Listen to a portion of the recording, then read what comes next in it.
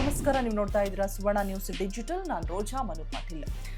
ಇವತ್ತಂತೂ ಸದ್ಯಕ್ಕೆ ಸಾಕಷ್ಟು ಚರ್ಚೆ ಆಗ್ತಾ ಇರುವಂತಹ ಒಂದು ವಿಚಾರ ಅಂತ ಹೇಳಿದ್ರೆ, ಇನ್ಸ್ಟಾಗ್ರಾಮ್ ಓಪನ್ ಮಾಡಿದ್ರು ಕೂಡ ಟ್ರೋಲಲ್ಲಿ ಕಂಪ್ಲೀಟ್ ಆಗಿ ಸೋಷಿಯಲ್ ಮೀಡಿಯಾದಲ್ಲಿ ಏನೇ ನೋಡಿದ್ರು ಕೂಡ ನಮಗೆ ಒಂದು ವಿಚಾರ ಕಾಣಸಿಗುವಂಥದ್ದು, ಸಿಕ್ಕಾಪಟ್ಟೆ ಟ್ರೋಲ್ ಆಗ್ತಾ ಇರುವಂಥದ್ದು ವಿನಯ್ ಗೌಡ ನೆನ್ನೆ ಕೊಟ್ಟಿರುವಂಥ ಒಂದು ಆನ್ಸರ್ ಸಿಕ್ಕಾಪಟ್ಟೆ ಚರ್ಚೆ ಆಗ್ತಾ ಇದೆ, ಮತ್ತು ಮೀಮ್ಸ್ ಕೂಡ ಆಗ್ತಾ ಇದೆ. ಅದನ್ನು ಟೀಕೆ ರೀತಿಯಾಗಿ ರೀಲ್ಸ್ ಕೂಡ ಮಾಡ್ತಾ ಇದ್ದಾರೆ. ಬಿಕಾಸ್ ಅವ್ರು ಕೊಟ್ಟಂತಹ ಆನ್ಸರೇ ಅದೆಲ್ಲದಕ್ಕೂ ಕೂಡ ಕಾರಣ ಆಗಿದೆ ಅಂತ ಹೇಳಿದ್ರೆ ನಿಜಕ್ಕೂ ಕೂಡ ತಪ್ಪಾಗಲಿಕ್ಕಿಲ್ಲ. ಹೌದು, ಅದರ ಜೊತೆಗೆ ಏನಪ್ಪ ಅಂತ ಹೇಳಿದ್ರೆ ಆ ಒಂದು ಪೋಸ್ಟನ್ನು ಕೂಡ ಶೇರ್ ಮಾಡಿದ್ದಾರೆ. ಏನು ಟ್ರೋಲ್ ಎಲ್ಲ ಹಾಕ್ತಾ ಇದೆ, ರೀಲ್ಸನ್ನು ಮಾಡ್ತಾ ಇದ್ದಾರೆ, ಅದನ್ನು ಮೀಮ್ಸ್ ಹೋಗ್ತಾ ಇದೆ, ಮತ್ತು ಟೀಕೆ ಟಿಪ್ಪಣಿಗಳನ್ನು ಒಂದಷ್ಟು ಎದುರಿಸಬೇಕಾದಂಥ ಸಿಚುವೇಶನ್ ಯಾವಾಗ ಉಂಟಾಯಿತು ಅಂದರೆ ಅವರು ತುಂಬ ಸೀರಿಯಸ್ ಆಗಿ ಅಂತಲ್ಲ, ಒಂದು ರೀತಿಯಾಗಿ ಅವರು ಕೂಡ ಏನು ಟ್ರೋಲ್ಸ್ ಆಗ್ತಿದೆ ಅದೆಲ್ಲವನ್ನು ಕೂಡ ಹಾಸ್ಯಾಸ್ಪದಕವಾಗಿಯೇ ತೆಗೆದುಕೊಂಡಿದ್ದೀನಿ ಅನ್ನುವಂಥ ಒಂದು ರಿಯಾಕ್ಷನನ್ನು ಕೊಟ್ಟಿದ್ದಾರೆ. ನೀವೇನು ನೋಡ್ತಾ ಇದ್ದೀರಾ, ಪರದೆ ಮೇಲೆ ಗಮನಿಸ್ತಾ ಇದ್ದೀರಾ. ಸೊ ನೋಡ್ತಾ ಇರ್ಬೋದು, ವಿನಯ್ ಗೌಡ ಅವರು ಶೇರ್ ಮಾಡಿರುವಂಥ ಒಂದು ಪೋಸ್ಟ್. ಅಂದರೆ ನನಗೆ ಜಿಯೋಮೆಟ್ರಿ ಗೊತ್ತಿದೆ, ನನಗೆ ಗಣಿತ ಗೊತ್ತಿದೆ, ನಾನು ಯಾಕೆ ಆ ರೀತಿಯಾಗಿ ಆನ್ಸರ್ನ ಮಾಡಿದೆ ಅನ್ನುವಂಥ ಒಂದು ಉತ್ತರವನ್ನು ಕೊಡುವಂಥ ಒಂದು ಪ್ರಯತ್ನವನ್ನು ಮತ್ತೆ ಮಾಡಿದ್ದಾರೆ.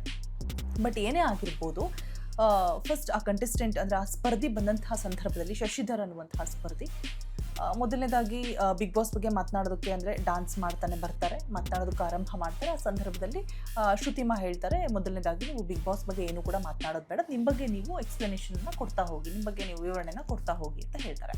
ಸೊ ಅಲ್ಲಿ ಆತ ತನ್ನ ಬಗ್ಗೆ ಹೇಳ್ತಾ ಇರುವಂಥ ಸಂದರ್ಭದಲ್ಲಿ ವಿನಯ್ ಗೌಡ ಅವರು ಪ್ರಶ್ನೆಯನ್ನು ಮಾಡುವಂಥದ್ದು, ಸ್ವಲ್ಪ ಏನಾಯಿತು ಅನ್ನುವಂಥದ್ರ ಬಗ್ಗೆ ಒಂದು ಎಕ್ಸ್ಪ್ಲನೇಷನ್ ಕೊಡ್ತಾ ಹೋಗೋಣ. ಬಿಕಾಸ್ ಎಪಿಸೋಡ್ ನೋಡದೇ ಇರೋರಿಗೆ ಯೂಸ್ಫುಲ್ ಆಗಬಹುದು.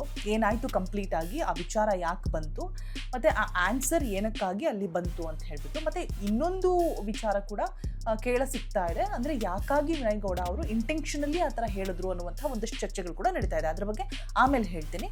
ಮೊದಲನೇದಾಗಿ ಆತ ಫಸ್ಟ್ ಕ್ವೆಶನ್ ಮಾಡೋದೇನಪ್ಪ ಅಂತ ಹೇಳಿದ್ರೆ, ಏನು ಮಾಡ್ಕೊಂಡಿದ್ದೀರಾ, ಏನು ಎಜುಕೇಷನ್ ಆಗಿದೆ. ಸೊ ಆತ ಹೇಳ್ತಾನೆ ಇಂಜಿನಿಯರಿಂಗಲ್ಲಿ ಯಾವುದು CS ಕಂಪ್ಯೂಟರ್ ಸೈನ್ಸ್ ಅಂತ ಆನ್ಸರ್ ಮಾಡ್ತಾರೆ. ಸೊ ತಕ್ಷಣ ಅವ್ರಿಗೆ ಬರುವಂತಹ ಪ್ರಶ್ನೆನೇ ಸರ್ಕಲಲ್ಲಿ ಎಷ್ಟು ಸೈಡ್ಸ್ ಇರುತ್ತೆ ಹಾಗಾದರೆ ಅಂತ ಹೇಳ್ಬಿಟ್ಟು. ಅಥವಾ ಸರ್ಕಲಲ್ಲಿ ಸರ್ಕಲಲ್ಲಿ ನೋ ಸೈಡ್ಸ್ ಇರೋದಿಲ್ಲ ಅನ್ನುವಂಥ ಉತ್ತರವನ್ನು ಆತ ಕೊಡ್ತಾನೆ.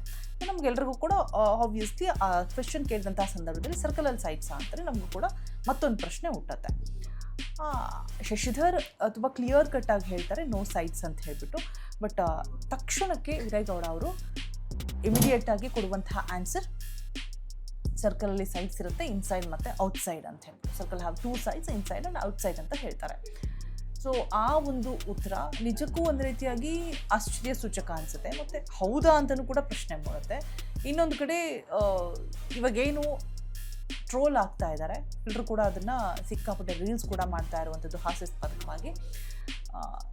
ಆ ರೀತಿ ಕೂಡ ಒಂದು ಆ್ಯಂಗಲಲ್ಲಿ ಅಂದರೆ ಬಹುತೇಕವಾಗಿ ಹಾಗೆ ಅನಿಸುತ್ತೆ, ಏನು ಈ ರೀತಿಯಾಗಿ ಹೇಳಿದ್ರಲ್ಲ ಅಂತ. ಮತ್ತು ಒಂದಷ್ಟು ಜನ ಕಮೆಂಟ್ ಕೂಡ ಮಾಡ್ತಾ ಇದ್ದಾರೆ, ಜಡ್ಜಸ್ ಅನ್ನುವಂಥ ಒಂದು ಸ್ಥಾನದಲ್ಲಿ ಕೂತ್ಕೊಂಡು ಜಿಯೋಮೆಟ್ರಿ ತಿಳ್ಕೊಳ್ಳಿ, ಸ್ವಲ್ಪ ಈ ರೀತಿಯಾಗಿ ಹೇಳಿದ್ದು ಸರಿನಾ, ಅಲ್ಲಿ ಪ್ರಶ್ನೆ ಕೇಳಿದಂತಹ ಸಂದರ್ಭದಲ್ಲಿ ಉತ್ತರನೂ ಕೂಡ ನಿಮ್ಗೆ ಗೊತ್ತಿರಬೇಕು ಅನ್ನುವಂಥ ಒಂದಷ್ಟು ಕಮೆಂಟ್ಗಳು ಕೂಡ ಬರ್ತಾ ಇದೆ.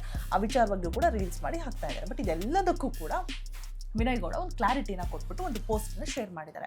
ಅಂದರೆ ಈ ಒಂದು ವಿಚಾರ ಟಿವಿಲಿ ರಿಯಾಲಿಟಿ ಶೋಗೆ ನಡೆದಂಥ ಅಗ್ನಿ ಪರೀಕ್ಷೆಯಲ್ಲಿ ಕೇಳಿದಂಥ ಪ್ರಶ್ನೆಯ ವಿಚಾರ ಇಷ್ಟು ದೊಡ್ಡದಾಗಿ ಚರ್ಚೆ ಆಗ್ತಾ ಇದೆ.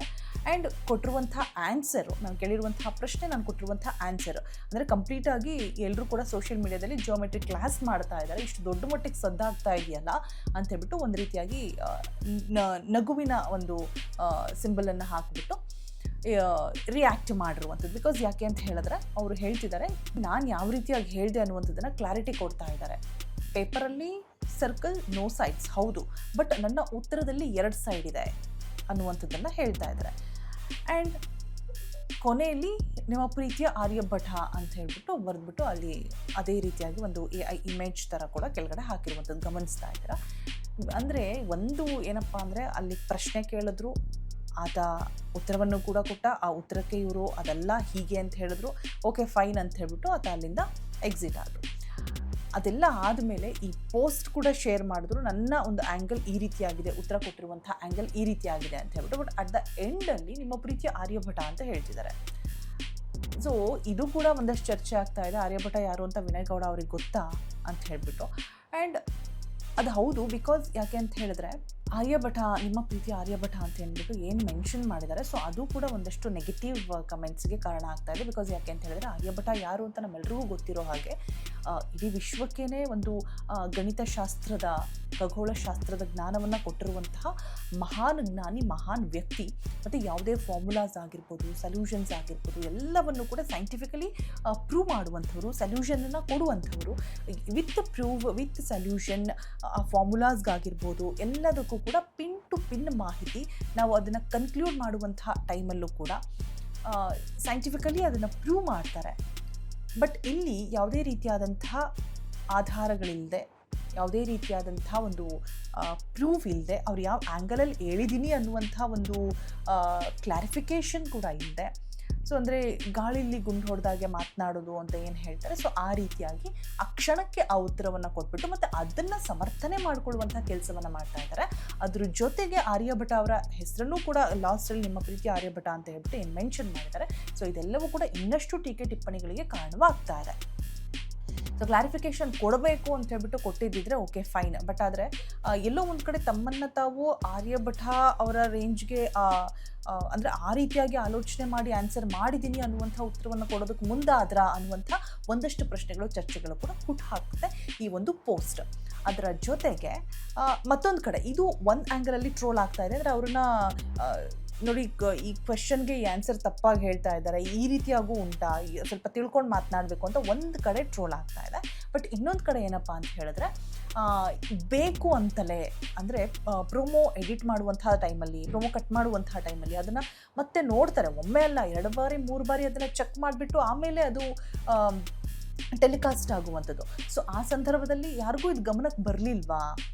ಬೇಕು ಅಂತಲೇ ಇಂಟೆನ್ಷನಲ್ಲಿನೇ, ಅಂದರೆ ಪ್ರಿಪ್ಲಾನ್. ಈಗ ಬಿಗ್ ಬಾಸ್ ಹೋಗುವಾಗ ಏನೋ ಸ್ಕ್ರಿಪ್ಟೆಡ್ ಇರುತ್ತೆ, ಹೀಗೆ ಮಾಡಬೇಕು ಅಂತಿರುತ್ತೆ, ಹಾಗೆ ಹೀಗೆ ಅಂತಿಲ್ಲ, ಏನು ನಮಗೆ ಗೊತ್ತಿಲ್ಲ ಅಲ್ಲಿ ಹೆಂಗಿರುತ್ತೆ ಏನು ಅಂತೇಳ್ಬಿಟ್ಟು. ಬಟ್ ಬಂದಂಥ ಕಂಟೆಸ್ಟೆಂಟ್ ಎಲ್ಲ ಕೂಡ ಹೇಳ್ತಾರೆ ಸ್ಕ್ರಿಪ್ಟೆಡ್ ಇರೋದಿಲ್ಲ, ನಾವು ಅಲ್ಲಿ ಹೋದಾಗ ಚಾಲೆಂಜಸ್ ಫೇಸ್ ಮಾಡಿದಾಗಲೇ ನಮ್ಮೆಲ್ರಿಗೂ ಕೂಡ ಗೊತ್ತಾಗೋದು ಅಲ್ಲಿ ಹೇಗಿರುತ್ತೆ ಸಿಚುವೇಶನ್ ಅಂತ ಹೇಳ್ಬಿಟ್ಟು, ನೋ ಸ್ಕ್ರಿಪ್ಟೆಡ್ ಅಂತ ಹೇಳ್ಬಿಟ್ಟು. ಬಟ್ ಇಲ್ಲಿ ಒಂದಷ್ಟು ಜನ ಟ್ರೋಲ್ ಮಾಡ್ತಾ ಇರೋದು, ಕಮೆಂಟ್ಸನ್ನು ಹಾಕ್ತಾ ಇರುವಂಥದ್ದು ಇದು ಬೇಕು ಅಂತಲೇ ಇಂಟೆನ್ಷನಲಿ, ಅಂದರೆ ಮಾರ್ಕೆಟಿಂಗ್ ಈಗೂ ಕೂಡ ಮಾಡ್ಬೋದು ಅಂತ ಹೇಳಿಬಿಟ್ಟು ಒಂದಷ್ಟು ಉದಾಹರಣೆಗಳನ್ನು ಕೊಡೋದ್ರ ಮುಖಾಂತರ, ಅಂದರೆ ಈ ಹಿಂದೆ ಯಾವಾಗ ಈ ರೀತಿ ಎಲ್ಲ ಮಾರ್ಕೆಟಿಂಗ್ ಮಾಡೋದು, ಅಂದರೆ ಇದು ಈ ರೀತಿಯಾಗೂ ಕೂಡ ಮಾರ್ಕೆಟಿಂಗ್ ಮಾಡ್ತಾರೆ ಅನ್ನುವಂಥ ಒಂದಷ್ಟು ಮಾತುಗಳನ್ನು ಕೂಡ ಆಡ್ತಾ ಇದ್ದಾರೆ. ಬಿಕಾಸ್ ಯಾವಾಗ ಆ ರೀತಿಯಾಗಿ ಆನ್ಸರ್ ಹೊರ ಬರುತ್ತೆ, ಅಂದರೆ ಒಂದು ರೀತಿಯಾಗಿ ಆಶ್ಚರ್ಯಚಕಿತರಾಗುವಂಥದ್ದು, ವಾಟ್ ಇಸ್ ದಿಸ್ ಅನ್ನುವಂಥದ್ದು, 0ಗೆ ಸೈಡ್ಸ್ ಇದೆ, ಒಂದು ರೀತಿಯಾಗಿ ಏನನ್ಸುತ್ತೆ, ಯಾಕೆ ಹೀಗೆ ಹೇಳಿದ್ರು, ಚರ್ಚೆ ಆಗೇ ಆಗತ್ತೆ. ಮತ್ತು ಅವ್ರು ತಪ್ಪಾಗಿ ಹೇಳಿರೋದು ಕೂಡ ಟ್ರೋಲ್ ಆಗುತ್ತೆ ಅನ್ನುವಂಥದ್ದು ಗಮನದಲ್ಲಿ ಇಟ್ಕೊಂಡು ಅಥವಾ ಒಂದು ಊಹೆ ಮಾಡಿಕೊಂಡು ಕೂಡ ಆ ಪ್ಲ್ಯಾಂಡ್ ಮಾರ್ಕೆಟಿಂಗ್ ಮಾಡೋದಕ್ಕೆ ಆ ಪ್ಲ್ಯಾಂಡ್ ಮಾಡಿಬಿಟ್ಟು ಈ ರೀತಿಯಾಗಿ ಮಾಡಿದ್ದಾರೆ ಅನ್ನುವಂಥ ಒಂದಷ್ಟು ರೀಲ್ಸ್ ಮೇಮ್ಸ್ ಕೂಡ ಹೋಗ್ತಾ ಇದೆ. ಏನೇ ಆಗಿರ್ಬೋದು, ಅಂದರೆ ಒಂದಷ್ಟು ಜನಕ್ಕೆ ತಲುಪತ್ತೆ ಆ ಶೋ ಹೆಸರಾಗಿರ್ಬೋದು, ಮತ್ತು ಜಡ್ಜಸ್ ಕೊಡುವಂಥ ಆನ್ಸರ್ಸ್ ಆಗಿರ್ಬೋದು, ಎಲ್ಲವೂ ಕೂಡ ಅಬ್ಸರ್ವ್ ಮಾಡ್ತಾ ಇರ್ತಾರೆ, ಫಾಲೋ ಅಪ್ಪಲ್ಲಿ ಇರ್ತಾರೆ ಬಿಗ್ ಬಾಸ್ ಅಂತ ಹೇಳಿದ್ರೆ. ಸೊ ಈ ರೀತಿಯಾಗಿ ಒಂದಷ್ಟು ರೀಚ್ ಮಾಡಿಸೋಣ ಅನ್ನುವಂಥ ಒಂದು ನಿಟ್ಟಿನಲ್ಲಿ ಪ್ರಿಪ್ಲ್ಯಾಂಡ್ ಮಾಡಿಬಿಟ್ಟು ಆ ರೀತಿಯಾಗಿ, ಅಂದರೆ ಸ್ಕ್ರಿಪ್ಟೆಡ್ ಮಾಡಿಬಿಟ್ಟು ಆ ರೀತಿಯಾಗಿ ಏನೋ ಆಗಿರ್ಬೋದು ಅನ್ನುವಂಥ ಒಂದಷ್ಟು ಚರ್ಚೆಗಳು ಕೂಡ ಮತ್ತೊಂದು ಕಡೆ ನಡೀತಾ ಇದೆ. ಆಗಿರ್ಬೋದು, ಆಗದೇನೆ ಇರ್ಬೋದು, ಏನೋ we don't know. But Vinay Gowda ಅವರಂತೂ ಸಾಕಷ್ಟು ಟೀಕೆಗೆ, ಚರ್ಚೆಗಳಿಗೆ ಗ್ರಾಸವಾಗ್ತಾ ಇದ್ದಾರೆ. ಆ್ಯಂಡ್ ಮತ್ತೊಂದು ಥಿಂಗ್ ಏನಪ್ಪ ಅಂತ ಹೇಳಿದ್ರೆ, ಆರ್ಯಭಟ ಅವರ ಹೆಸರನ್ನು ಬಳಕೆ ಮಾಡಿ ಲಾಸ್ಟಲ್ಲಿ ಮೆನ್ಷನ್ ಮಾಡಿ ಆ ಪೋಸ್ಟಲ್ಲಿ ಇನ್ನೂ ಒಂದಷ್ಟು ಟೀಕೆ ಟಿಪ್ಪಣಿಗಳಿಗೆ ಕಾರಣವಾಗ್ತಾ ಇದ್ದಾರೆ. ಏನೇ ಆಗಿರ್ಬೋದು, ಫೈನಲಿ ನಮ್ಮನ್ನು ಕಟ್ಟಕಡಿಯೋದಾಗಿ ಕಾಡುವಂತಹ ಪ್ರಶ್ನೆ ಏನಪ್ಪ ಅಂತ ಹೇಳಿದ್ರೆ, ಆ ಸರ್ಕಲ್ಗೆ ಸೈಡ್ ಇರುತ್ತಾ? ಈ ಪ್ರಶ್ನೆ ಹೇಗೆ ಅಂತ ಹೇಳಿದ್ರೆ, ಜಾಮೆಟ್ರಿಕಲಿ ದಟ್ ಈಸ್ ರಾಂಗ್. ಬಟ್ ಇವರು ಯಾವ ಆ್ಯಂಗಲಲ್ಲಿ ಹೇಳಿದ್ರು ಅನ್ನುವಂಥ ಮತ್ತೊಂದು ಪ್ರಶ್ನೆ ಹಾಕುತ್ತೆ. ಮತ್ತು ಸೋಷಿಯಲ್ ಮೀಡಿಯಾದಲ್ಲಿ ಒಂದಷ್ಟು ಜನ ಅದಕ್ಕೆ ಸರ್ಕಲ್ ಹೌದು ಸೈಡ್ಸ್ ಇರುತ್ತೆ ಅಂತ ಹೇಳ್ಬಿಟ್ಟು ಒಂದಷ್ಟು ರೀಸನ್ಸನ್ನು ಕೊಟ್ಬಿಟ್ಟು, ಉದಾಹರಣೆಗಳನ್ನು ಕೊಟ್ಬಿಟ್ಟು ಎಕ್ಸ್ಪ್ಲನೇಷನ್ ಕೊಡ್ತಾ ಇದ್ದಾರೆ. ಈಗ ಅವರು ಹೇಳಿದಾಗ, ವಿನಯ್ ಗೌಡ ಅವರು ಏನು ಪೋಸ್ಟನ್ನು ಶೇರ್ ಮಾಡಿದ್ದಾರೆ ಅಲ್ಲಿ ಹೇಳಿದಾಗೆ ಜಿಯೋಮೆಟ್ರಿ ಕ್ಲಾಸೇ ನಡೀತಾ ಇದೆ ಸೋಷಿಯಲ್ ಮೀಡಿಯಾದಲ್ಲಿ. ಕಂಪ್ಲೀಟಾಗಿ ರೀಲ್ಸ್ ಮುಖಾಂತರ, ಮಿಮ್ಸ್ ಮುಖಾಂತರ ಎಲ್ಲರೂ ಕೂಡ ಜಿಯೋಮೆಟ್ರಿ ಕ್ಲಾಸ್ ಮಾಡ್ತಾ ಇದ್ದಾರೆ. ವಾಟ್ ಎವರ್ ಇಟ್ ಈಸ್, ಅದೇನು, ಅದಕ್ಕೆ ಆನ್ಸರ್ ಏನು, ಮತ್ತು ಯಾರ್ಯಾರ ಒಪಿನಿಯನ್ ಏನೇನಾಗಿರುತ್ತೆ ಅನ್ನುವಂಥ ಕನ್ಫ್ಯೂಷನ್ಸ್, ಚರ್ಚೆಗಳು ನೋಡೋಣ. ಇದಕ್ಕೆ ಪೂರ್ಣ ವಿರಾಮ ಯಾವಾಗ ಬೀಳುತ್ತೆ, ನೆಕ್ಸ್ಟ್ ಎಪಿಸೋಡ್ನಲ್ಲಿ ಏನಾದರೂ ಕೊಡ್ತಾರಾ ಅಥವಾ ಅವರೇ ಏನಾದರೂ ಕ್ಲಾರಿಫಿಕೇಶನ್ ಕೊಡ್ತಾರಾ, ಯಾಕಾಗಿ ಹೇಳಿದ್ರು ಅನ್ನುವಂಥ ಉತ್ತರವನ್ನು ಕೊಡ್ತಾರಾ, ಕಾದು ನೋಡೋಣ. ಸೊ ವೀಕ್ಷಕರೇ, ಫೈನಲಿ ನಿಮಗೇನನ್ನಿಸ್ತು ವಿನಯ್ ಗೌಡ ಅವರ ಆ ಒಂದು ಆನ್ಸರ್ಗೆ? ಸರ್ಕಲಲ್ಲಿ ಎಷ್ಟು ಸೈಡ್ಸ್ ಇರುತ್ತೆ, ಇನ್ಸೈಡ್ ಔಟ್ಸೈಡ್ 2 ಸೈಡ್ಸ್ ಇರುತ್ತೆ ಅನ್ನುವಂಥ ಉತ್ತರವನ್ನು ಕೊಟ್ಟು ಸಾಕಷ್ಟು ಚರ್ಚೆಗ್ರಾಸವಾಗ್ತಾ ಇದ್ದಾರೆ. ನಿಮ್ಮ ಉತ್ತರ ಏನು ಅಂತ ಹೇಳ್ಬಿಟ್ಟು ಕಮೆಂಟ್ನಲ್ಲಿ ತಿಳಿಸಿ. ಇನ್ನಷ್ಟು ಒಳ್ಳೊಳ್ಳೆ ಕಂಟೆಂಟ್ಗಳಿಗಾಗಿ ಫಾಲೋ ಮಾಡಿ ಸುವರ್ಣ ನ್ಯೂಸ್ ಡಿಜಿಟಲ್ ಅಂತ ಹೇಳ್ತಾ ಇಷ್ಟೊತ್ತು ಸುದ್ದಿ ಕೊಟ್ಟ ನಾನು ರೋಜಾ ಮನು ಪಾಟೀಲ್.